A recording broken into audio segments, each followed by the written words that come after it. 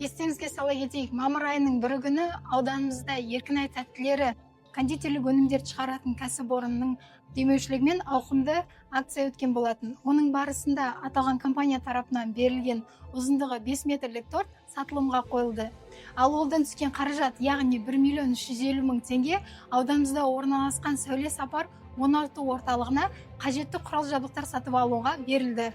Бүгін аталған орталықта алда келе жатқан балалар мерекесіне орай салтанатты кеш ұйымдастырылды. Оның барысында кішкентай бүлдіршіндерге қызықты концерт қана қойылмай, сондай-ақ аталған акцияға атсалысқан демеушілерге алғыс білдірілді.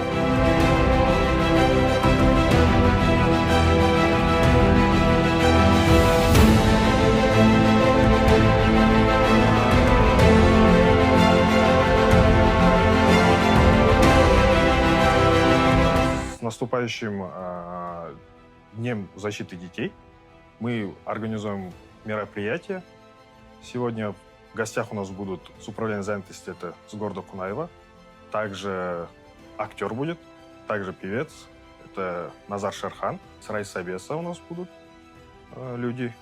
И наши спонсоры, которые нам предоставили 1 мая оборудование, это вот шведскую стенку и беговые дорожки.